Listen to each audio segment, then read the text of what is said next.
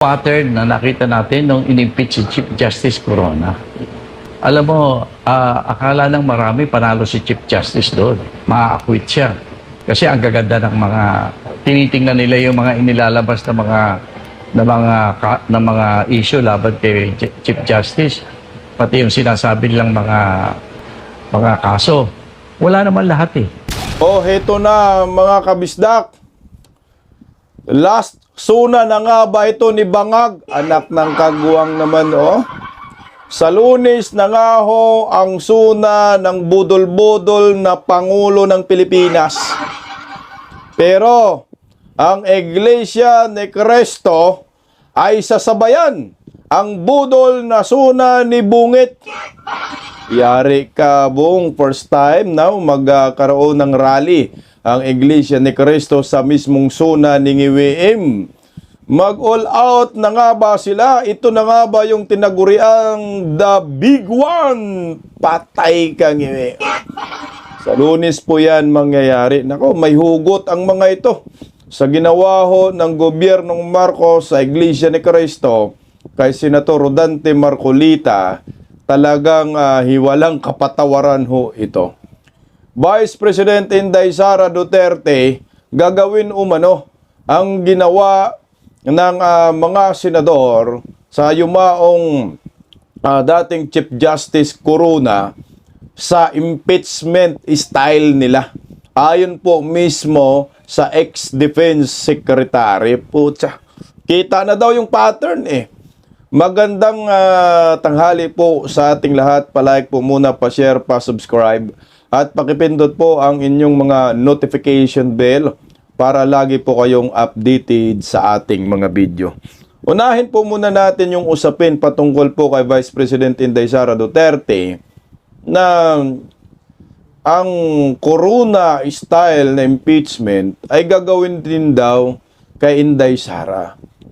Pero para sa akin, kahit gawin po nila yan, talagang hindi papayag ang 32 million dyan. Babaha po ng tao sa EDSA at baka maulit muli ang history ng Republika ng Pilipinas. Kasi yung impeachment nakikita ko po dito, hindi po naghahangad ng conviction itong gobyernong Marcos. Ito ay panakipbutas lamang sa flood control. Pero anyway, pakinggan po muna natin itong dating Defense Secretary sa kanyang mga sinasabi. Sa iba pang balita, inihayag ng dating Defense Chief na si Norberto Gonzales na huwag magpakampante ang kampo ni Vice President Sara Duterte sa nagpapatuloy na impeachment trial dahil maaari umano itong matulad sa sinapit noon ni dating Chief Justice Renato Corona na na-impeach at napatalsik sa pwesto. Si Almar Forzuelo magbabalita. Marami sa ating mga kababayan ang humanga sa paraan ng defense team ni Vice President Sara Duterte sa kanilang pagtatanong sa mga testigo ng prosekusyon. 9 na araw nang nagpapatuloy na trial para sa impeachment complaint laban sa ikalawang Pangulo, ngunit hanggang ngayon ay hindi pa umano ramdam ang sinasabing pasabog mula sa panig ng mga umuusig. Pero para sa dating defense chief na si Norberto Gonzales, hindi dapat magpakakampante ang kampo ni VP Sara. Anya, may pagkakatulad umano ang sitwasyon ngayon sa nangyari noon kay dating Chief Justice Renato Corona na sa kabila ng paniniwalang malakas ang depensa ay na-impeach at napatalsik pa rin sa pwesto. Yung pattern na nakita natin nung in-impeach si Chief Justice Corona. Alam mo, akala ng marami panalo si Chief Justice doon. Ma-acquit siya. Kasi ang gaganda ng mga tinitingnan nila yung mga inilalabas na mga issue laban kay Chief Justice, pati yung sinasabi nilang mga kaso. Wala naman lahat eh. At kung matatandaan, ilang taon matapos ang pagkakatalsik kay dating Chief Justice Renato Corona, ibinasura ng Sandigan Bayan ang civil forfeiture case na nagkakahalaga ng 130.59 million pesos laban sa yumaong punong maestrado at sa kanyang pamilya. Nagpasya ang korte na nabigo ang prosekusyon na patunayang ill-gotten o iligal na nakamit ang mga naturang ari-arian. Pinagtibay rin ng korte ang pagbasura sa kaso matapos makapagharap ang pamilya Corona ng mga ebidensyang nagpapakitang nagmula sa lehitimong pinagkukunan ng kita ang kanilang mga ari-arian. Ayon kay Gonzales, ang ganitong pattern umano ang nakikita niya ngayon sa impeachment case laban kay Vice President Sara Duterte. At saka tingnan mo nangyari, napatunayan na walang kasalanan si Chief Justice Corona kasi nung mabagong gobyerno, lahat ng benefits, rights ni Chief Justice Corona was restored.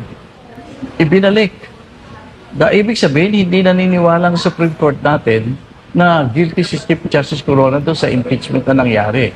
Ganyan din ang mangyayari kay Vice President. Huwag tayong magtiwala na akala natin ang gaganda ng ating mga arguments. Let us remember, it's a political exercise. No? It's a political effort to eliminate the Vice President from the political race. Binigyan din ni Gonzales na sa tindi umano ng korupsyon sa bansa, hindi na siya magtataka kung may mga senador mula sa minority ang tuluyang bumaliktad sa kanilang posisyon. Yung, hindi ako masyadong umaasa dyan. Makonvict o hindi makonvict, ang dapat nating tingnan, gagawin lahat ng mga opponent ni Vice President Sara na makonvict siya. At ang conviction, hindi yan dahil sa hustisya. Palakasan niyang impluensya. Alam natin, may malaking budget na nakaabang na dyan para doon sa pwede pang bumaliktad. Sa huli, sinabi ni Gonzales nang nagpapatuloy na impeachment trial laban sa ikalawang Pangulo ay hindi umano nakatuon sa paghahanap ng hustisya, kundi bahagi ng matinding tunggalian sa politika. Anya, layunin umano ng kasalukuyang administrasyon na alisin sa political race ang mga personalidad na maaaring maging malakas na kalaban sa halalan. I don't think it's an exercise of finding the truth, especially the kind of impeachment we have already experienced and the kind of impeachment that we are having today. I think, including our institutions, mga importante should realize that this is a political contest. No? Gusto lang tanggalin ang isang malakas na politiko para hindi na makalaban sa eleksyon. Samantala, nagpapatuloy ang impeachment trial laban kay Vice President Sara Duterte sa Senado habang hinihintay ang magiging resulta ng mga paglilitis at mga susunod na hakbang ng Senate Impeachment Court. Para sa Diyos sa Pilipinas, kung Mahal Almar Forzuelo. Ako, sang-ayon ako dito sa sinabi ni Norberto Gonzales na huwag magpakampante ang depensa. Hindi lang siguro yung depensa. Tayong mga Pilipino, mga supporters, mga senador na sumusuporta sa mga Duterte. Kasi ang kalaban natin, sindikato, mga demonyo, anak ng kagwang. Kaya kailangan alisto sila dito. Kahit na sabihin natin, baka hindi na nila gawin kasi yung nangyayari kay Corona, hindi talaga makatarungan yun kasi napawalang sala nga si Corona. Pero ano po ang nangyayari? Na-stress po siya. Yun ang dahilan ng ikinamatay niya. Ginago po siya dyan sa Senado. So kailangan po natin ito bantayan. Kasi kung magkumpiyansa ka, yung demonyo na kalaban, maghahanap lang naman yan ng paraan ng pagkakataong makabuelta sila sa gagawing kasamaan sa iyo. Talagang ganun po ang magiging kahinatnan. Pero sa kabilang banda, this is po yung yung kailangan na numero, na threshold ng prosecution. Wala silang ganung numero para sa akin po. Ang nakakatakot lamang dito, kasi sabi ni Norberto, pinunduhan ho ito Kumbaga, may pera talaga, nakalaan dito. No? Kaya nga kaliwat ka ng nakawan para dyan Kay Inday Sara impeachment nilulunod nila yung mga kongresista, mga senador ng mali-malita Pinagsasampal Sana wag man lang bumaliktad yung ibang mga senador. Bibilangin natin sa daliri yung mga sulid na mga Duterte senador. Ngayon, si Bato, Bungo, Robin Padilla, kasama na natin si Mangga. Sulit talaga yan si Mangga. Mangga, dalawang Cayetano, pito na agad. Dalawang Bilyar, na agad, siyam na agad. Jinggoy Estrada, 10 na agad. Sino ba yung ahasin pa nila? Loren Legarda. Lauren Legarda, di na rin pwedeng bumaliktad yan. Di kayang bayaran kasi, alam mo naman, mayaman naman ang mga yan. Lauren Legarda, Rodante Marcolita, 10 po sila, tama ba? 10, 11 nga ho sila yung sulid. Team Duterte, tama ba? 11? Ulitin natin, baka nagkamali tayo. Kasi bilang ko, 10 lang Sino ba yung hindi nabilang? Basta yung numero na yun, 10 na nga Sulit na yun. Kahit nga siyam lang yung hindi boboto na makonvict si Inday Sara, malabo na ho. Hindi na po talaga, wala nang conviction, zero conviction. Kasi ang nakikita ko lang ho dito talaga, sa totoo lang, ito ay panakip butas lang. Panakip butas para sa flood control, diversionary tactics lang ho ito. Yan ang maliwanag ho dyan. Baka meron akong hindi nabilang na senador, paki-comment na lang sa comment section. Alam mo naman, tumatanda na tayo. Kasi ang pinakaano kasi para makonvict ka sa impeachment, yung betrayal of public trust. Medyo mabigat talaga yon. Paano po nila mapatunayan yung betrayal of public trust kay Inday Sara? Kasi Inday Sara nga yung pinaka-highest trust in approval rating. Takina ang labo, no? Kaya pakinggan natin si Manong Jason sa galit na galit dito. Narito. Tera Manong Jason sa.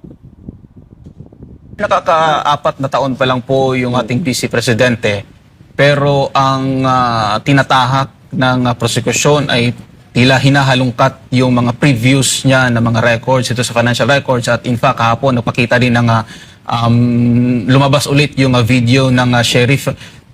Tama ba yung ginawa ng prosekusyon na kunin yung mga nakaraang records ng ikalawang Pangulo, considering na yun nga 4 na taon pa lang siya bilang isang Vice Presidente, sir? Alam mo, yun nga ang ano rito Kasi ang impeachment trial, sui generis, kakaiba siya, no? Although, sinasabi, suppletory, yung mga rules of court, ibig sabihin, kailangan na nagagamit, no? Yung mga alituntunin, mga batas, regulasyon, no? Sa naturang pagdinig. Itong ano naman, malinaw naman sa sinasabi every time they open their mouth, no? Itong mga prosecutors and counsel of the prosecutors na ang talagang target nila yung publiko, no? So the reason na nilalabas siguro nila yan, I can only surmise, na makakuha nila yung atensyon ng publiko at hindi ka panipaniwala yung sinasabi nila. Merong tawag dyan noon it doesn't have to be true para ano lang, no? Para kumbaga bago sa mga Gen Z, emi-emi lang, no? Yung mema lang, no?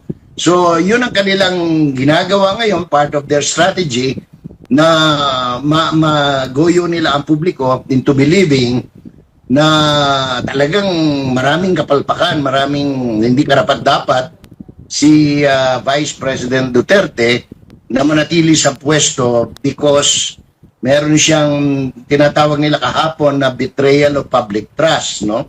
And speaking of public trust, alam mo sa philosophy, kasi graduate ng philosophy yata si Director Matibag at iba pang mga abogado riyan na nasa loob ng tribunal, no? From the anong pangalan nito, from the prosecution, si Shell Joke na I understand is a philosophy graduate also sa under pre-law niya. Sinasabi nila anong tawag nito, anong pangalan niyan, betrayal of public trust. Kailangan sa logic, kinakailangan magkaayos magkatono. Paano mangyayari na may betrayal of public trust when the one being charged or being litigated is continuously gaining public trust despite the vilification and the attempt to destroy and disseminate or dissipate her public image. So yan illogical Kumbaga wala sa tono, no? Paano mo siya akusahan ng betrayal, nagkanulo yung tiwala ng tao, pero ang tao sinasabi na hindi. naniniwala kami dyan eh.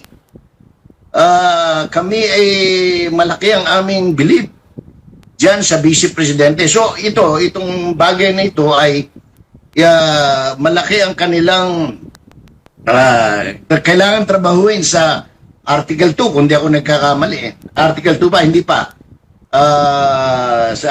Ewan ko kung anong article nila, Article of Impeachment, pero kung ang subject ay ganoon, kasi sabi si Mr. Matibag ba nagsabi na hindi porke mataas ang ang kanyang trust rating walang betrayal of public trust, no? Kasi lang yan simple lang ikaw ordinaryong tao ka, no? Kung hindi ka naniniwala dun tao sa tingin mo hindi ka mananalig doon. Pag tinanong ka na believe ka ba kay Inday, siyempre sasabihin mo hindi, pero ibang sinasabi ng tao, hindi believe kami sa kanya. Di ba? Parang balintuna, kumbaga sa Tagalog. Ayan na nga, dinadaya nga ho nila yung taong bayan, kaso nga lang ang problema, hindi naman yan ang naging resulta kasi after Article 4 of impeachment, nag-survey sila sa presidential preference at saka trust and approval rating, binandira pa nga ho ng depensa, sinampal pa nga si Matibag ng trust rating ni Inday Sara at saka trust rating ni Bangag. Kabaliktaran nga, paano nagiging betrayal of public trust? Yung taong bayan, nagsalita na pinagkakatilawalaan namin si Vice President Inday Sara. Walang betrayal of public trust. Alam mo, yung totoong may betrayal of public trust si Bangag.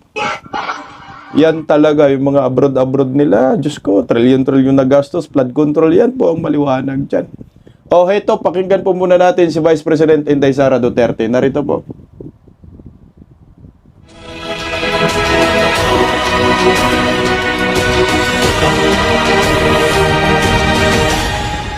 Mga kababayan, Assalamualaikum warahmatullahi wabarakatuh. Madayawang mayo adlaw kaninyong tanan. Magandang araw sa inyo lahat. Ang katatagan laban sa sakuna ay hinuhubog ng walang patid na pagbabantay at maagang pagkilos. Ang isang bansang madalas tamaan ng kalamidad. Ang pagiging handa ang pinakamalakas nating depensa. Noong nakaraang buwan lang, niyanig ng magnitude 7.8 na lindol ang Katimugang Mindanao. Alas 7:30 ng umaga, sa mismong unang araw ng pasukan sa mga pampublikong paaralan. Mahigit 70 buhay ang nawala at mahigit 1,000 katao ang nasugatan. Ang umagang iyon ay naging isang masakit na alaala para sa maraming pamilya at kabataan. Noong nakaraang linggo naman, dumaan ang Bagyong Inday sa ating bansa. Bagamat hindi ito direktang tumama sa lupa, pinalakas nito ang hanging habagat na nagdudulot ng mga pagkidlat, pagbaha, at pagguho ng lupa na kumitil sa buhay ng 15 Pilipino. Sa paggunita natin sa National Disaster Resilience Month, hinahamon ko ang ating mga lokal na pamahalaan na maghigpit na ipatupad ang mga building code at safety standards. Suriin ang mga evacuation center at ayusin ang mga emergency protocol. Sa bawat pamilyang Pilipino, tiyakin natin ang kaligtasan ng ating mga tahanan. Laging subaybayan ang mga emergency alerts, maghanda ng survival kit, alamin ang mga ruta ng paglikas, at makilahok sa mga emergency drills. Ligtas lang ang isang komunidad kung ligtas ang pinakamahinang pamilya nito. Hindi natin mapipigilan ang paglindol o ang paglakas ng mga bagyo. Ngunit nasa kamay natin ang pagpapatibay ng ating infrastruktura at komunidad. Let us refuse to let tragedy be our only teacher. Readiness must live in every barangay, every school, every business, and every household. May we all have a meaningful and action-oriented observance of National Disaster Resilience Month. Mga kababayan, mahalin natin ang Pilipinas. Ibalik natin ang tapang at malasakit. Ang lahat ng ating ginagawa ay para sa Diyos sa bayan at sa bawat pamilyang Pilipino. Syukran. Ang ganda na, ginamit na po ni Inday yung ibalik natin ang tapang at malasakit kasi yun po yung talagang pinakaano niya. campaign slogan, no, sa 2028 yung nagdeklara siya na tatakbo siya sa pagkapangulo. Napakaganda. Ibalik natin ang tapang at malasakit kasi sa panahong ito wala nang malasakit, wala nang tapang sa mga kriminal, matapang si Bangag sa mga oposisyon, pinagkukulong yung mga nagkikriticize sa kanya. Kagaya kay Rodante Marcolita, kay Mike Defensor, Tatay Digong, Pastor Kibuloy, may araw ka rin Bangag. Ito na mga kababayan ko, Iglesia ni Cristo, magsasagawa po ng malawakang kilos protesta. Sabay po mismo sa zona ni Bangag ngayong Lunes. Panigurado ito may kinalaman sa mga isyu na sa lipunan, flood control, may kinalaman sa pagsampa ng kasuhan kay Rodante Marcolita na ngayon pinakulong ho nila diyan sa Quezon City Jail, anak ng kaguwang. May gaba talaga, alam ko may gaba, ang gaba dili magsaba. Pero bago po natin ilabas yung balitang iyan tungkol sa rally ng Iglesia ni Cristo, pakinggan po muna natin ang saganang mamayan, ang update po, ano na ba nangyayari kay Rodante Marcolita at kay Mike Defensor. Ito po, pakinggan po natin. Ano bang update muna kay Senador Marcoleta sapagkat kayo ng umaga nakita kong nasa mga television siya. Oh, yan po. Dumating siya sa Sandigan Bayan. Ba, parang iba ang ngiti ng Senador Marcoleta. Ipakita mo nga ulit direct yung kanyang ngiti. Siya ay binasahan ng sakdal. Arraignment. Ayo, arraignment po. Arraignment. Doon sa kasama niya yung espiritu ito, no? Espiritu pero nakikita natin. Apelido po yung espiritu. Ay tama, basahin mo yan kasi meron tayong gagawing paglilinaw eh. Dahil yung iba eh na-confuse eh. Ganon? Yan. Naghain po si Senator Rodante Marcoleta ng not guilty plea Yan. sa mga kasong plunder at paglabag po sa presidential decree na nagbabawal sa mga opisyal ng gobyerno na tumanggap ng mga regalo. Ayun, dun muna Yan. tayo. Kasi nung mabasa ito nung iba, siguro sa katuwaan nila o kasayahan, ay sinabi na nila na, uy, not guilty Not na. guilty, Not guilty, wala kasalanan. Pinawalang sana po. Hindi pa. Hindi po. Ang ibig lang sabihin nito, ibinasa yung kaso. Ikaw ay ganito, ay meron ka reklamo. Pinapatangan ka ng ganito, tumanggap ka ng 75 million, ganyan. Ano ang masasabi mo? Ikaw ba'y may kasalanan o wala? Not guilty po, Your Honor. Ayun. Sinabi mo na ikaw ay wala kasalanan. Yan. Kasi kahit na hindi ka sumagot dyan, Pag hindi ka sumagot, ang hukom mo sasagot, sasabing not guilty rin sasabihin mo. ipaplaso. Ayun. Pagkatapos nun, ay magkakaroon na po ng trial proper. Trial na. Kasama po ang kanyang kapwa-akusado na si Joseph Espiritu. Kaya pala kayo nasa bigla ko naalala, pagdating ko sa makeup room kanina, sabi nung ating mga kasama, laya na pala si Senador Marcoleta na wala na napawalang sala na pala. Nabsuelto. Napag-isip ko tuloy kanina, pawalang sala. Yan ngayon narinig ko. Kaya sabi ko, ito yun. Oo. Naghain po siya ng not guilty plea. Yan, opo. Humarap po si Marcoleta sa Sandigan Bayan 3rd Division ngayong araw at nagsabi hindi siya guilty sa mga kasong sinampa laban sa kanya. Kabilang po sa mga kaso ang plunder at umano'y paglabag sa Presidential Decree number 46 na nagbabawal po sa mga opisyal ng gobyerno tumanggap ng regalo. Pinayagan po ng anti-graft court ang hiling ng mga abogado ni Marcoleta na bawiin ang motion nilang ipawalang bisa ang kasong plunder dahil dito itinuloy ang kanyang arraignment. Ang iba pa niyang kapwa-akusado sina dating Congressman Mike Defensor at ang negosyanteng si Aristotel Biray ay naghain din po. Nauna nito naghain ng not guilty plea sa mga kasong plunder noon pong July 15. Kasalukuyan po nasa Quezon City Jail, New Quezon City Jail, Barangay Payatas, si Senador Marcoleta, at hinaharap po niya ang kasong plunder at 3 bilang ng paglabag sa PD46 sa 3rd Division ng Anti-Graft Court. Ang parehong division din na dumidinig sa kasong plunder ni Marcoleta kasama po ang kanyang kapwa-akusado na si Ginoong Espiritu. ang dalawa pang nagbigay umano ng donasyon sa kampanya. Ayon po sa prosecutor ng gobyerno, tumanggap umano si Marcoleta ng 75 billion pesos na hindi diniklarang donasyon sa kampanya habang naglilingkod bilang aktibong kinatawan ng isang party list. Nagmula umano ang 20 million pesos mula kay Espiritu, 30 milyon piso mula kay Defensor at 25 milyon piso mula po kay Biray. Hindi umano sinama ang mga ito sa opisyal na financial election disclosures ng senador. Ayan. Kaya, pagkatapos po ng kanina, mga kabayan, hindi po pinalaya si senador. Ibinalik po siya doon sa New Quezon City Jail. Ayan. At, ewan ko lang, may schedule na ba na, ng hearing? Wala pa siguro. Ano ha? Pero kanina po maganda yung ngiti ni Senador Marcoleta. Parang hindi sa kinakitaan ng kalungkutan. Ano ha? Marami sa mga pictures na nakangiti si Senador Marcoleta. So, ayun. Baka na at least nakapagpahinga sa araw-araw na pressure ng trabaho sa Senado. Pero nawala, pero stressful din yun. So, nandun ka sa loob ng imagine mo yung ganyang sitwasyon. Kanya-kanya kasing pagtanggap Oo.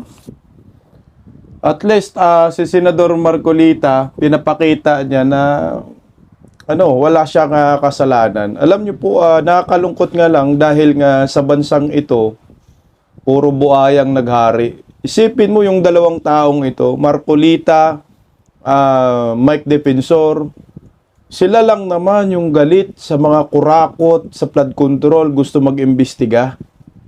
Di ba napapansin ng maraming Pilipino ito? Napaka-obvious na. Itong ginawa ni Bongbong Marcos.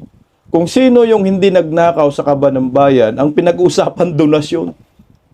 Pera ng pribadong tao. Campaign funds. Sinabi na nga ho ng Kumilik, wala po silang nilabag na batas. Pero, kinasuhan ng plunder at ipinakulong. Ganong katindi ang hinayupak na gobyernong ito. Kaya naman, kung ikaw naman, supporter ni Rodante Marcolita, Mike Defensor, Iglesia ni Cristo, talagang manggagalaiti ka sa galit. Sa totoo lang. Naranasan na rin po yan ng KOJC, yung nangyayari ngayon sa INC. Sa KOJC talaga, si Pastor Kibuloy talaga yung pinakulong nila. Kasong binasura, kasong walang basihan. Isa yung complainant lang, walang ebidensya, pero si Pastor Kibuloy pinakulong nila. Same dito sa INC. Si Rodante Marcolita naman. Lumaban sa korupsyon, same na kwento, same ang pattern. Kaya naman, tama lang ho, na magsagawa ng malawakang kilos protesta ang Iglesia ni Cristo. Ito po ay kinumpirma ng PNP na magkaroon ng aktibidad ang Iglesia ni Cristo sa Hulyo 27 kasabay sa suna ni Bangag.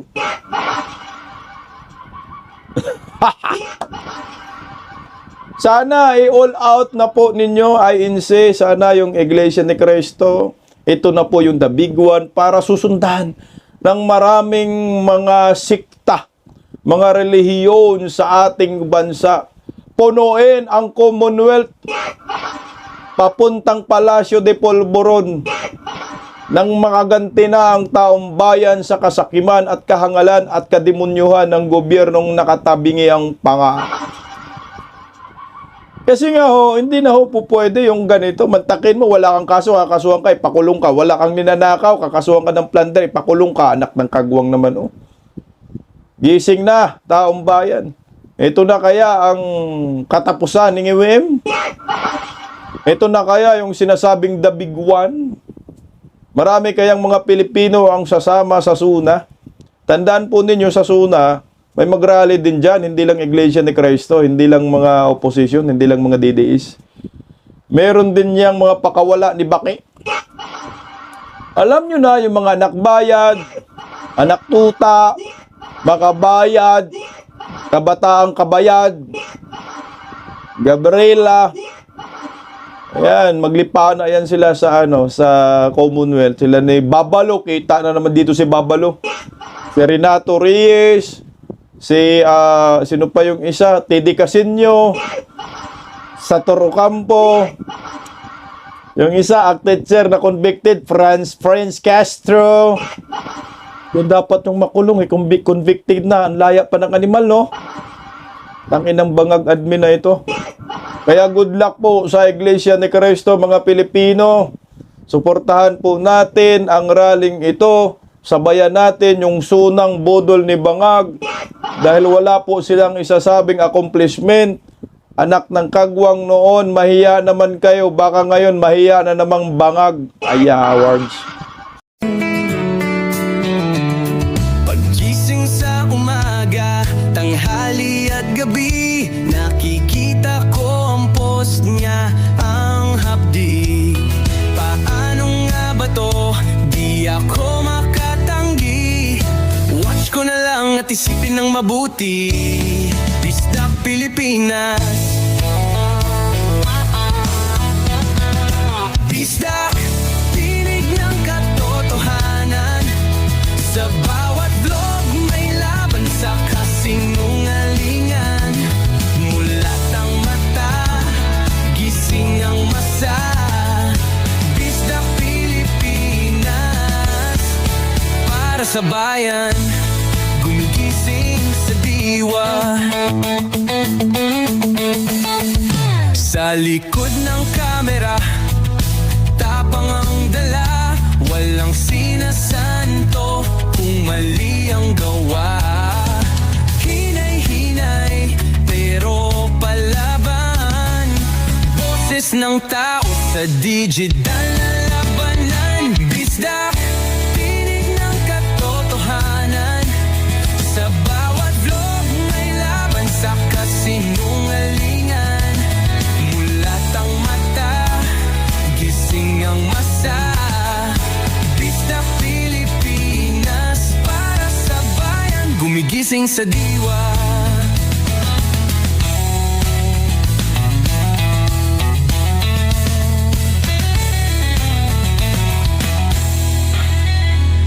Hindi artista, hindi politiko, pero ang katotohanan, sigaw niya ay buo.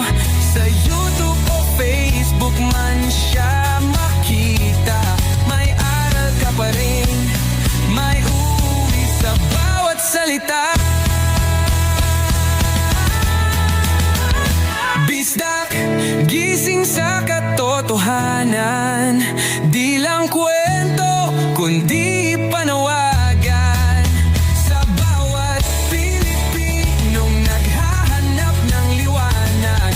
Bisdak Pilipinas, kasama sa pagbangon ng bayan. Bisdak Pilipinas, boses ng masa. Gising ang diwa. Sa vlog mo, may pag-asa.